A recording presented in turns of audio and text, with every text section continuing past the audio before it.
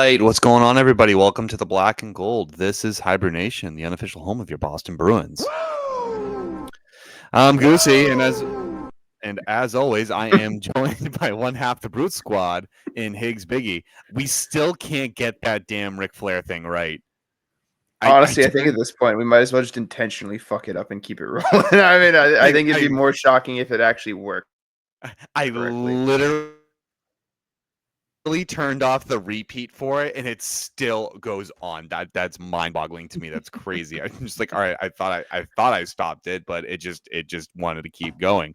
All right. Well, anyway, guys, we got a good show for you tonight. We're going to talk about the post-trade deadline team evaluation, what we think about the new acquisitions that the Boston Bruins have made, our weekly recap, some game talk, some weekly predictions, some rants if we have them, the goal for the rest of the season, and much, much more.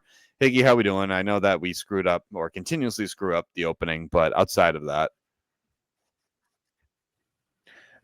doing all right. Team not doing all right, but I feel like it's nice. It's a nice breather. You finally just get to accept the team for what it is, as opposed to pretending they're any better than they actually are.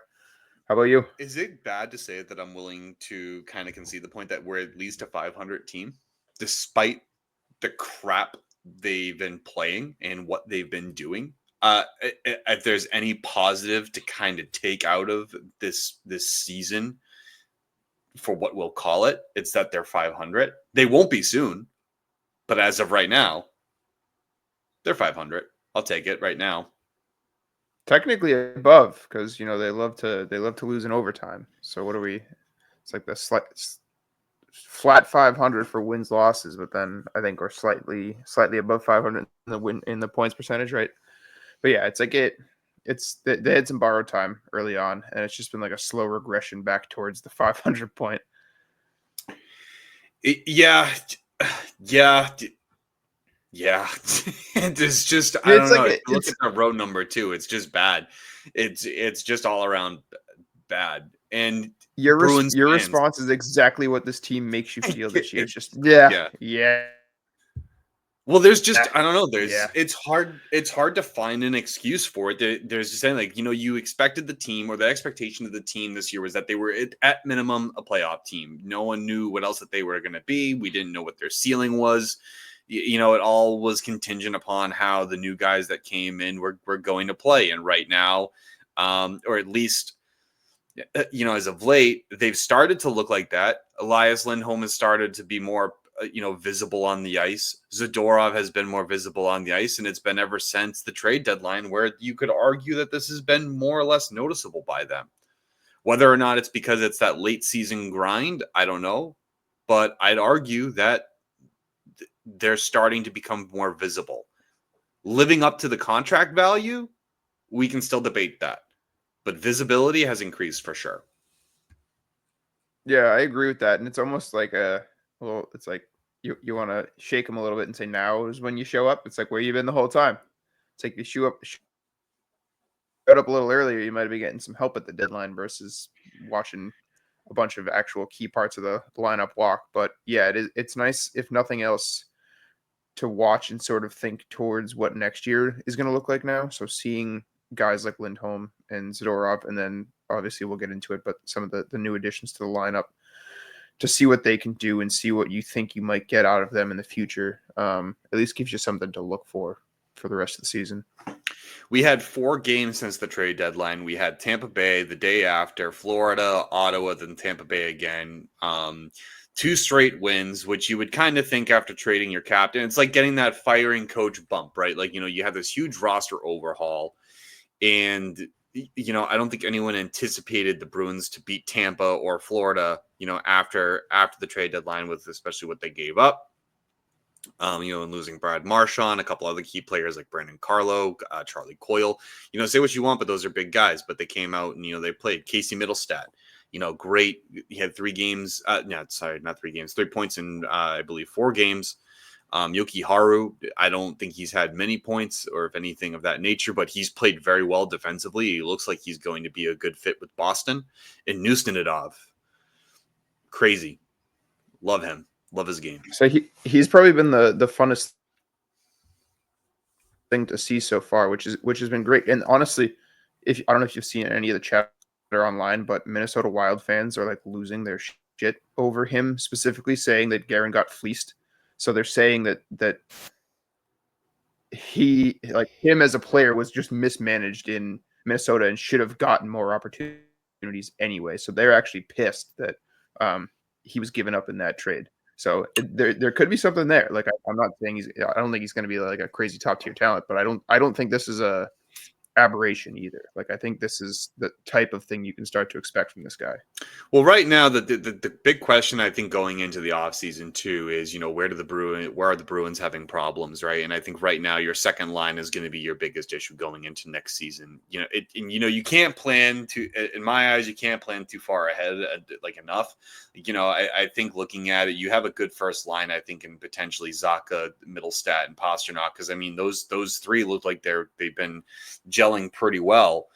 And then, you know, it's kind of who do you put on that second line with undoubtedly Elias Lindholm? You know, do you move Lindholm to the wing? Do you keep him at center? Who are your two wings? Too many questions, I think, on that second line. And I think the third line you're I'd ironing even out say that well. the third can be too. I think the middle six I think is your huge question mark for next year. However you want to shake it out. Yeah, no, I agree. The third line too. I mean, you got to imagine Patra is going to center that line. Mm-hmm. I could probably see Nusnadov as the left wing on that. The winger, Geeky. I think you should put Geeky back there, depending on how much money he wants. I just don't think Geeky's your first line left wing. You know, I think that belongs to Zacha, Middlestat, and Pasternak. I don't know. Maybe there's even more questions, but on defense, I think it's solid. I think you extend Jokiharju. I would actually give him 4 by 4.5 at max. I'm not saying like as a starter. Yeah, I don't think you should have to give him that much, but I'm also on board with keeping him around. That was one of those ones that you saw them make the trade, and you're like, well, sure, I guess, but it's another young player that's been nothing but serviceable on bad teams. So I got no issue seeing him stay around, and I think he brings us at least a slightly different type of skill set than the usual depth guys that they tend to add. So I'd definitely have no issue keeping him around. But yeah, I will take I any think Buffalo you should. Saber. This is just complete speculation. I say this is complete speculation, but I don't think you're going to have to give him 4.5. No, I think you can get but that would probably be the maximum I would be willing to spend on him. I think is where I think it's fair, because that's Brandon Carlo money, and so you effectively just trade Carlo away for Carlo, but maybe a better version of that, a puck mover that could probably work with Zadorov. So I'm okay with giving him 4.1 to 4.5 million. If I can get him cheaper, I absolutely would. But I think Don Sweeney should be aggressive with keeping him. Unless for what it's worth, if you buy into analytics assessment, he's in line for what should be a 3-year, $3.125 million deal. How they figured that out, I'm not sure, but that's what they estimate that his contract value should be. Which is about the same what he makes now. So you could imagine that's not going to be the case. That's not going to happen. Analytics could probably run and do that, but most players on contract years, they're not going to take a pay cut, or they're going to at least want some form of pay raise. They're going to want something. And so with the way Jokiharju is playing right now too for Boston, he might get a little bit of a pay bump. Like I said, 4.5 is just where the maximum I would put him, depending on how he finishes it. I wouldn't do anything more. And that's just because it's Brandon Carlo money and he's younger. And I think, if you give that extra $1 million just for adding the additional year on top of that, with the way the cap projections are going, I'm willing to take that if he becomes a true number 3. So that's where I'm willing to put him. Yeah. And we have Middlestat, locked up. So that's good. I'll take that. What's it? 1 or 2 more? 3 beyond this? I think 2 or 3, something like that. Yeah. 3 beyond this? I think so. Don't quote me on that, but I think it's 2 to 3, something like that. I know it's more than 1. I think it's 1 more year than no, it's probably 2. Expires at the end of the 26-27 season. Okay. So yeah, we have them for 2 more years. So it's good. No, I like that. I like that deal. Yeah, Yeah, he's honestly, 26. so do you wanna sort of talk about, I know we had a excellent episode last week Yeah, with Billy talking to Jaffe. somebody that knows a hell of a lot more than we do about some of these deals. Yeah. Do you Yeah. wanna talk a little more, like, I guess, like, that was a bit more raw, and I feel like we were all sort of, like, reeling from it, but I think that there was a lot of good that actually came out of this deadline. I think almost every move I would mark down in my book as a plus. Like, if we if we want, do we want to talk about the deals individually real quick? Is there something? Do we want to start elsewhere and sort of get to that later on? I mean, I think the Bruins won all of them. Like, you know what I mean? You got picks, you got good Save for returns one. for Save for one. players. Save for one, save for Marshawn. The Marshawn Yeah. one, and I think we even addressed it last week, but the Marshawn one was botched. And I think the more information that's coming out about it, there was an episode of Behind the Bee that showed I just want to bring this up, that showed Don Sweeney walking in. He just goes, "Yeah, Florida just traded for Marshawn," and he just didn't look like he tried or made an effort to do anything more than what he got. And then Boston radio afterwards was kind of split on this, right? They're like, "Oh, well, Marshawn won 7.5. He wasn't going to get 7.5, and then Sweeney wasn't going to budge off of 6.125 million." But Marshawn wanted to budge a little bit. Like, he said he'd be meeting in the middle, and Spit and Chicklets brought it up. Everyone like brought it up, and like it's been split. And some people think Marshawn's not worth the money, and I actually would disagree. He is. He's worth 6.5 to 6.8. 7.5, huge stretch. I But think you're the splitting thing, hairs. the kicker too is like, there's two ways that I look at this. There's the fan side of it, and then there's the hockey side of it. From the fan side, it sucks to watch basically the last remaining heart and soul guy on your team. That's like the last member of your core, like link to the previous era. Yep. And then that's a guy that you figure was going to retire Bruin. You figure he was going to be here forever, and it sounds like he wanted to be. So that sucks. And in your head, you're like, you got to keep him around. But looking at it from the hockey side, do you want to be paying a guy that plays a very demanding style of hockey through his like age 39 season? Like, Marshawn is a pest. He plays a hard game. He's small. He's got a lot of miles on him. So you're going to give him a pay raise going into the twilight of his career. You know what I mean? Like, there's a lot pointing towards him not being able to be even what he's been as of late going forward. So do you want to be on the hook for 3 more years at an elevated rate for that? I can't say that I would. I don't know if I would say there's evidence to suggest that he wouldn't be able to keep it up. Even with all the injuries that he sustained this year, he's still a 0.8 points per game player. That's pretty good for a guy his age, and with the amount of But injuries he's gone through. the injuries is part of it. That's kind of what I mean, though. Yeah, I mean, Like, no, you but have to there's a factor that question. in. No, there's absolutely a question, but you could also argue the fact, like, look at Carey Price. That the Montreal Canadiens paid him $10 million, early on, and then he busted his knee in 2014, and he was never the same again. And you're still looped in for that $10 million. You know what I mean? Yeah. There's risks no matter what age the player is that you're going to take at those contract values. I just think with the trajectory of where the cap is going to go, you have it increasing 5 million this year, and then it's projected to increase 9 million next year. So that $500,000 raise that he was effectively asking for is nothing. It's you split hairs over nothing. I think that was Don trying to overplay his hand, and he failed. I think that was I think that out of all the trades that happened, that was Don's biggest fumble. The rest of them, 100% won. You got what? Minton and a first for Carlo. That's a steal. Because the Leafs are going to be a first round exit. Yeah, I agree. And I love Carlo, but I think that's an excellent return for that guy. Yeah. And it's be honest, I love Carlo. What you got from him should be relatively easily replaced. Maybe not. Well, you got quite as good. Maybe not. Yeah, it's like you should be able to plug that gap. You should be able to plug that gap a hell of a lot easier than you should be able to come by a first round pick and quote unquote higher end prospect.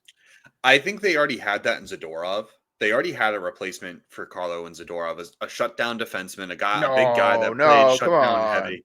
Come on. I think, yeah, you can disagree with me on that, but look at how well Zadorov has now He's played better with a puck mover.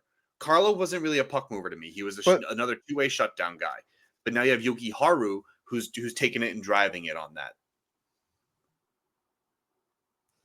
I think that there needs to be some respect for what Carlo was and what he'd give you. I think that what you saw with the struggles with Carlo this year was part in deployment. I think when you're asking him to be just the shutdown defenseman that he is, he's one of the Sure. better ones in the league. And I'm not sure that can really be debated. I'm sure the numbers will back that up. He's one of the better shutdown defensemen in the league. However, you ask him to do anything other than just that, and the wheels start to fall off. No, and I'm not They going to asked him disagree to be with more that. than just that this year. It looked like shit. No, But I don't disagree. Zadorov has not been that. I'm sure they would like him to be. I'm Not sure they're hoping that he's going to be. not in the beginning. He has been trending towards that path as of lately. Now, can he keep that up? That remains to be seen. But I think what they got rid of Carlo for, and when they got Yukiyaru, they also acquired something that they were missing: a puck-moving defenseman. You were without Hampus Lindholm and Charlie McAvoy, two of your top defenders. And Lohrei can't, he can move the puck, yes, peak somewhat, but you needed, I think, a third guy that could do that, and Yukiharu fit the bill. So I think it sucked getting rid of Brandon Carlo for sure. Yeah, he gave you better depth for sure. I think so. But I think adding Yukiharu, it was a very solid replacement, especially now with how the roles are shifting between Yukiharu and Zadorov. Again, is it sustainable? That remains to be seen. And then look at what we got for Charlie frickin' Coyle. We got I think we got a second round pick, Casey Middlestat, and Will Zellers. Yeah, and apparently, Yeah, yep. Zellers, they're arguing, huh? Fantastic return. Yeah, I mean, Zellers supposedly is going to be one of the biggest steals. According to a lot of the analysts, they're saying that actually might have been Boston's biggest move, is acquiring that young kid, because apparently he has top end talent that's on untapped potential. So we'll have to see where that goes. Committed to Dakota, I think, right? If I'm not mistaken. Don't know. I don't know. I'm pretty sure he's playing. He committed to. He changed which college he was going to, and I forget. I think he's going to Dakota now. All right. Why don't you take? It should be fun to watch. Yeah, take a look at that, and then the other one we got was Nustendadov. I'm going to continue to butcher his name. I'm pretty sure it's who's Nadinov. Who's Nadinov? Okay, so who's Nadinov and Lauko for Brezo, and we also got a 6th round pick, I believe, in return for that as well. Oh, but they also got Max Jones. Ooh, go ahead, take Max Jones. Go ahead. So if you can have him for free, I don't give a shit. Yeah, really. So they got the contract off the books for us, is what they did. The only thing that I want to say with Max Jones is that he was buried down in. No, wait. Max Jones went with Frederick. What? Yeah. So then I think we gave something with. I think it was just Brezo, wasn't it? Oh, okay. Yeah. So sorry. Zellers is going to North Dakota. Okay. Good. It'll be exciting to see how our prospect performs too. So basically, you got the guy that you picked up off the AHL free agency pile for free. You flipped into a pick, a guy that basically fills the same role that he does, and a guy that now looks like he could potentially be some sort of a solution in your middle six. I mean, that might be a little bit of wishful thinking, but you got an exciting question mark for a guy that you knew exactly what he was, and it wasn't really something that was answering questions for you. Yeah, and Lauko's been good. He's a good depth piece. I'm happy to have him. He also plays a physical game. I was actually upset when we originally lost Lauko. Same, me too. Yeah, I was hoping that they had kept him. Especially, it was funny because it's like you took a gamble on a bunch of guys to fill the role that he was already playing. It's like, well, why didn't you just keep the guy like the W know versus the W don't? It's like you knew exactly what you were getting with Lauko. Why would you not have just kept him versus playing the Max Jones, Kepke, Tufte, all of these guys? It's like, well, you had one that you knew. It's like, yeah, you almost wish too. It's just like between him and Danton Heinen. It's like, would you have been better off just just keeping the guys that you already had versus rolling the dice again and again. Danton Heinen. No, I mean, it's stunk to see Danton go, but like, because he did well for us last year, but no, I'm good. I'm good. The team needs to improve, and we need to get better. But perhaps one of the other points that I want to make in the return for Minton was that we got a pick in next year's draft year, which is supposedly significantly deeper than what we have this year. And it's Toronto's, it's top 5 protected, but who cares? They're not going to be a bottom 5 team. There's no way they should be a bottom 5 team. That won't factor in. Which would suck if they did, but whatever. Yeah, it was an emotional trade deadline, but the acquisitions are performing to what my expectations are for this team. And I think right now, what Bruins fans are having trouble coming to terms with, at least some that I've seen on Twitter and others, is that they're having a hard time believing that we just need to lose right now, get a high end pick. Like, just lose. You know what I mean? They're looking for the, like, I don't know if you see it or if you're on Twitter or anything like that, but you just go on and just scroll down. They're just like, Swayman sucks. This guy sucks. That person sucks. I'm just like, how about this? What do you expect? They don't have anybody. They traded away people to get like talent in, like, some other talent in. They fired their coach back in November. Like, did you honestly expect something different? It's like, look at the lineup they're putting out there. This is it's a bad hockey team playing bad hockey. Yeah, it's an AHL lineup. I got into a Twitter argument with people about Swayman. I'm just like, what do you want the guy to do? Do you want, like, it's not him. It's not Korpisalo. You're without your 2 best defensemen. You don't have a good top 6. You don't even have a forward group, in my opinion, outside of Pasternak. I'm like, it's hard to you have one line and then your fourth line, sort of. I think you just have one guy. Fuck the one line. I think you just have one guy. Pasternak has 82 points on a team that's 500. That's insane. He's your team. Yeah, he's just he's dragging everybody else with. The only reason they were as relevant in the wild card discussion for as long as they were is because he went absolutely nuts. Yeah, and he also was going to make Geeky a millionaire. The only thing I will say, and it's you really got to hope it's a 1-year shake. I don't blame him at all, Swayman. I'm not saying that this isn't on him. The team isn't where they are because of him.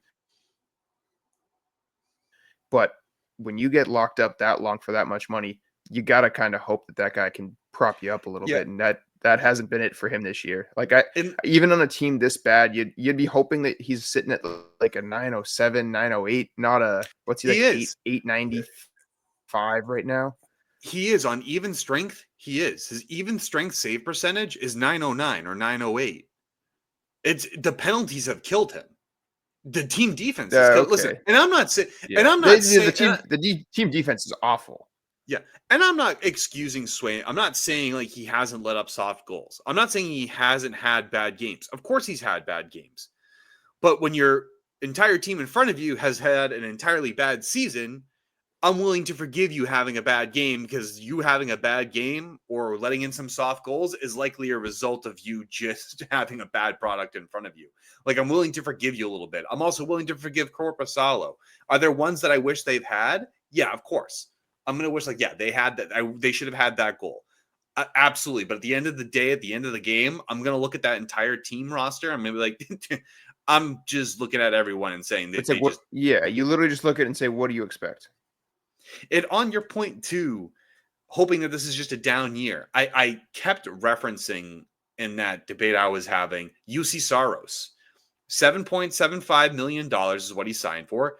He, again, Nashville won free agency. I don't think there was a concern about that. Like, everyone said Nashville won free agency. They were looking like a team that was going to compete, right? Look at Saros, bad year. And it's due to poor roster construction. They also couldn't score goals. Like, it's some of these are just byproducts. I think there's a lot of things this year and players specifically that I have, like, I don't care what about this year, like I'm giving guys passes. I'd say by beginning of mid-November of next season, It's fair. if things are looking similar to this, I'm gonna be concerned. And that's Zadorov, that's Lindholm, that's Swayman, that's Mm-hmm. basically anybody outside of Pastrnak. Honestly, even I think Zaka has been exactly what Zaka is, and I have no issue with him really. I think he's a really good player that kind of can't finish. So I think he's been exactly as advertised. I think he's had a pretty good year. I can't have too many complaints there. And honestly, on the whole, I think the decor has been okay. It's weird. It's like the individual players have been okay, but the team defense as a whole is just terrible. Like I don't And know the where team the cohesion disconnect is. hasn't been there. I think you're right. Yeah, yeah. I think the individual contributors, they have an idea of what they're doing. It's just the team It just just doesn't can't work make somehow them for some reason. there's they can't read the system. So I think it's a system thing too. I think that I had mentioned several times in that thread too that I said it's not just Swayman, it's not just Marchand, or it's not just Elias. It's because you see Yeah. spurts of all of it. Like you see their talent, you can see the hockey. Like they, in terms of the eye test, you can see that they have an idea. But I think it's the coach, it's the system. It hasn't changed in 10 years, and you brought in players that don't play to it. Yeah. And Yep. you have a new age of hockey that's evolving to a more higher skill set. You can't win games 1-0 anymore. You got to be There is adaptable. yeah, there's no matter however you want to slice it, there's definitely a lack of talent on this team. And there was from the start. Like even if you look back at our early season predictions, guys that we were saying were going to be key cogs, basically They're all not on three the of team us anymore. were well, and it's like the three of us were saying like if the team is going to be good, it's going to require X, Y, or Z player to really show up. And those Yep. players specifically They didn't. really didn't. You know what I mean? So it's like everything Yep. was hinging. Yeah, everything was hinging on a very specific set of guys kind of going out and basically having career years. And instead they And had failed. the opposite of that. So Or it's not even just career years, but themselves. Just be themselves. Like perform to your own state, to perform to their standards, like to what your contract value is. None of them have done that. The only one I would argue Marchand did. Marchand did. Pastrnak did. I guess you could argue McAvoy to an like late like he had his spurts. There's just some things you can argue. Costello played above and beyond it. Like but it was just inconsistent. There was an inconsistency. So I don't know. I guess on the rest of the season, where the team needs to go, they need to lose. Leverage that first round. yep. Leverage that first round pick. If you feel like you can acquire a guy, leverage it. I I I don't know what else to tell Don Sweeney on that. I don't want Don's picking round one. I'm good. Good. And you know what's funny too is like so you got all the chants at the Garden fire Sweeney, and I definitely think he deserves criticism. But also look at us now sitting here saying that he basically won every trade that he made at the deadline. It's like dude can't draft to save his life, but I don't. He can make a Can you deal. think of many trades? Yeah, can you think of many trades that he's lost? No, but that's the thing. And I've said this so many times. I'm just like, he's gonna have a bad season or a bad year. He's gonna have a bad draft, and just when you want to fire him, he's gonna go and make a deal that's just like, fuck. Now I have to give him another chance. It's just ridiculous. Like that's the kind of Just person he is. just bring in a new head of scouting. Like you know what I mean? Like just don't have it be him making the call for that, or Actually, like have it be a consortium. yeah. You know what? To be fair, because it's the scouters. It's the scouts too. How good are your scouts? Like if you have like Becky Buttcheeks and like Frank Fuckerall, like coming into the meeting and just being like, this guy is going to be really good. Well, this guy's going to be really good, and Don's just like, oh shit, all right, and then, but you miss on it. Like it also goes to like, are the scouts good? Maybe they need to be evaluated because Don's not going to every single game. That's what he has the scouts for. So And is it that? I asked it last week, and I don't think I did a good enough job of the way that I asked it. But what I was sort of thinking of just in my own head, the team was in a very specific position for the last decade, right? Like you were basically going for it every year. Your core was locked in. You were penciled into being a top of the division team every year. Do you think that they were drafting not for the far future, but drafting sort of the safe picks that they thought would help them round out the existing team in the near future versus trying to take those bigger swings that would set you up with like a, you know what I mean? Like, were they going for the safe bet, hoping that they could get somebody like a Frederick that you plug in to round out a roster versus taking the more hit or miss type swing for a bigger player because their team wasn't in a position where they were basically saying we don't I need don't even know how another to. I don't even know how top to line answer that. wing. I don't even know how to answer that because if you look Yeah, at so that's 2015, you kind of have what Senishin, Zaboral, and DeBrusque. The only one that worked out was DeBrusque, not on the team anymore. I try to Lysell. I that draft totally fucked us, but I'll try to not forgive it, but sort of push it to the side just because he was on the job for like a month before that. And I truly hold to the fact that they had no intention of taking those picks. I think that they absolutely were trying to package that and move up for I think the rumor was Hannafin, but yeah, however you want to say it, I don't think they intended to make those picks. But it But they screwed did. you. Sure. Yeah. But then, look at, again, Frederick's not on the team either. Lysell, I mean, he's on the team, but he's in Providence. So I don't know if that is the mentality of Don Sweeney. I don't know what his mentality is. That's what I I mean. think Yeah, he's, it's like I want. yeah, I think his mentality is get fucked is what is what he basically tells us. But like, no, Yeah. it's not just fair to just blame him too. Like, sure, like you should kind of question his decision making too, because he'll also have stats in front of him that his scouts present to him, and but also look at the scouting, look at all of it, look and see where that is. But if you're going to make that top 10 pick this year, it's got to be a home run. The majority of the top 10 players right now are centers. You don't need a center. You just traded for a whole bunch of them. You just got Dean Letrano last year. And supposedly that has Tage Thompson comparisons. He's a project, but that's why I'm saying leverage it. Leverage the top 10 picks. See what else you can get. Go get Trevor Zegras. No, I'm just kidding. Don't do that. I'm all set on him too. Diva. Skilled player. Diva. Yeah, but lose. Just lose. Pull the goalie for the entire 60 minutes. Pull the goalie, lose 65-0. Who gives a shit? Lose. I think best case scenario for the rest of the season is that you continue to see some games like you saw against the Panthers, but you don't get the W. So Hard fought, get some but great don't win.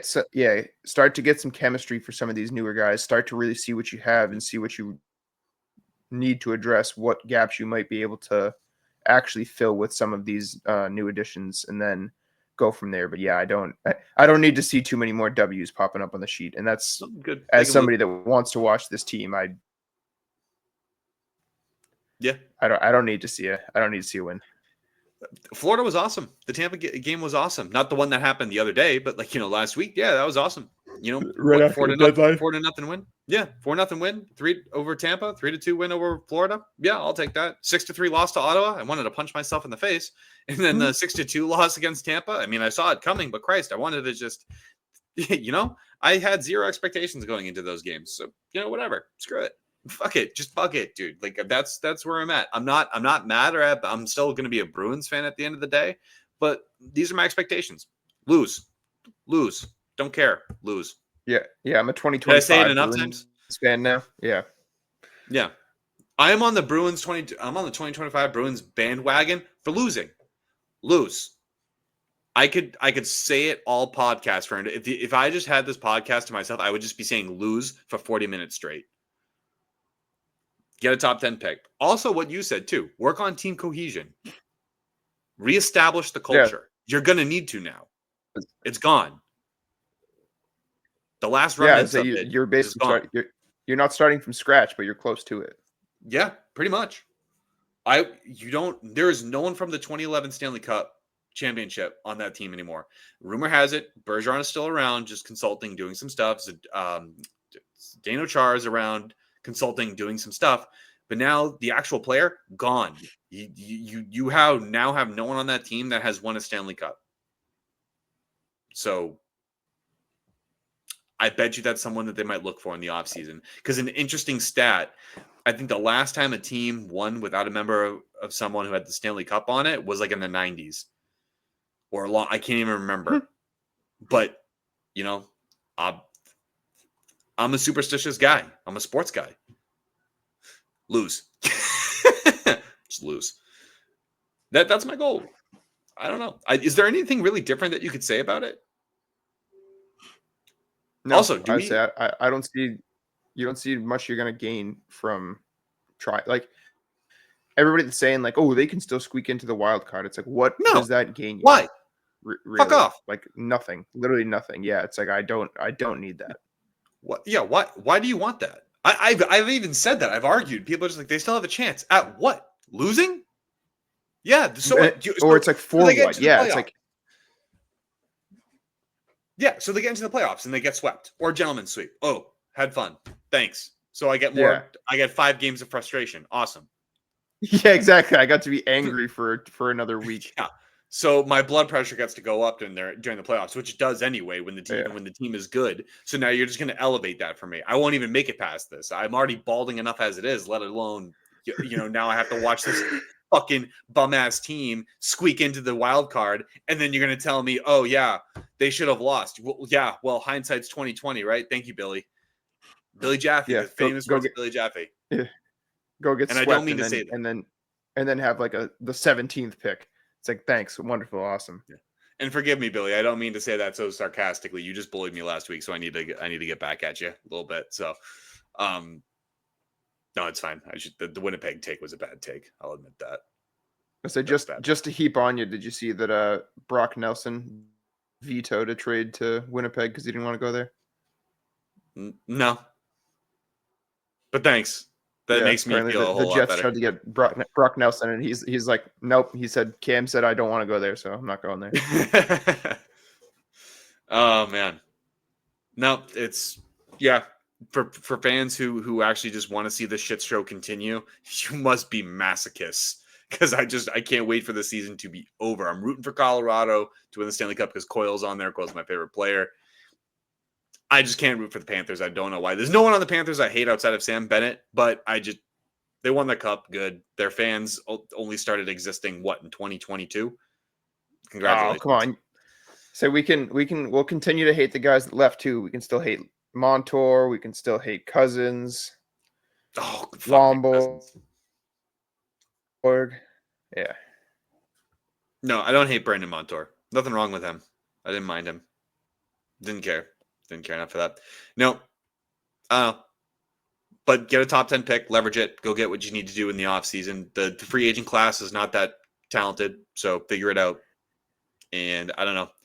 But the week look ahead, and then we'll get into the big bad Bruin of the week because we actually have one. We have 2 this week. Surprisingly, in a week where the Bruins went 1-2. We have the Sabres in Boston on Monday.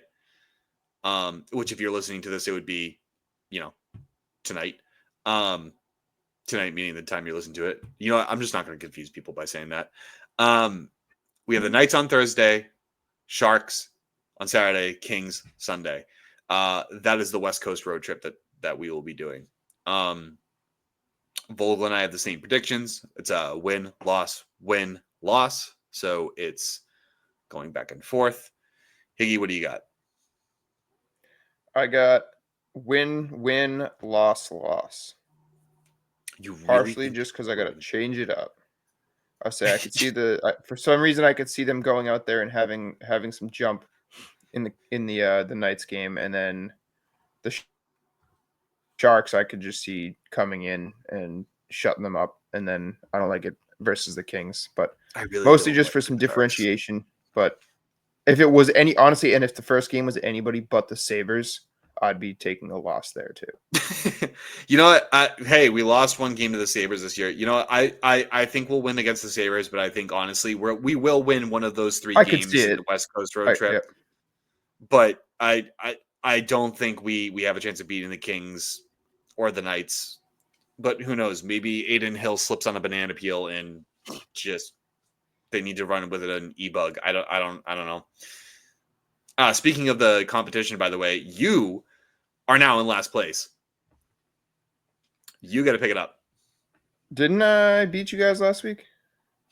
No, we all had the same one. Oh, did you guys all change? We didn't originally. Did you guys both change to my predictions? Because I had to. So. Yeah, well, that's some Bush League shit. That's some Bush League shit. I'll go back. I'll double check. I'll go back and I'll double check. I'll go back and I'll double check this. But yes, as of right now, you guys both definitely had the loss against Florida at first. That's some bullshit. Yeah, so just didn't you. Just cooking the book. No. Oh, you had that as a win? Then no. Then I believe you would. Yes, you would take over Vogel. Correct. You would be in second place, and Vogel's back in third. Yeah. So okay, if that's the case, I will adjust the record. I will correct that. But whatever. Yeah, I think that's the only one. I think that's the only one we had different. It was just flip-flopping those two. Yeah, I think that was the only one that we had different, and that was Big Garbo. Oh my god. So oh wow. Yeah, I want to actually see what that number is and see how accurate it is. So let's do this. And oops. Yeah. No, you should be in second. If I'm not mistaken.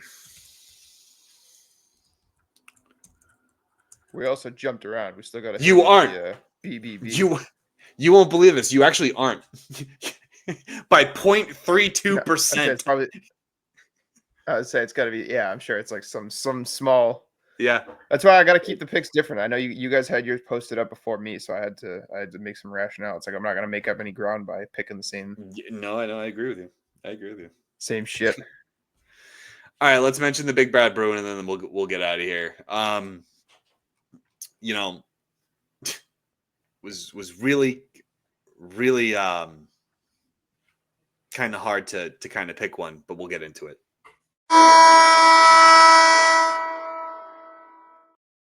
That was the wrong one. God, I suck today. We need Rick. Where's Rick? We need the record. Yeah. I am retiring. I think we just need to go to bed. Yeah, at this point, this is what the team. This is the mental state I'm in, thanks to this team. I am. Yeah, it's honestly the Bruins' fault. This isn't our fault. Yep. Fuck you guys. All of you guys. All 22, 23 of you, and Cam Neely. I have Casey Middlestat, 3 points, 3 games this week.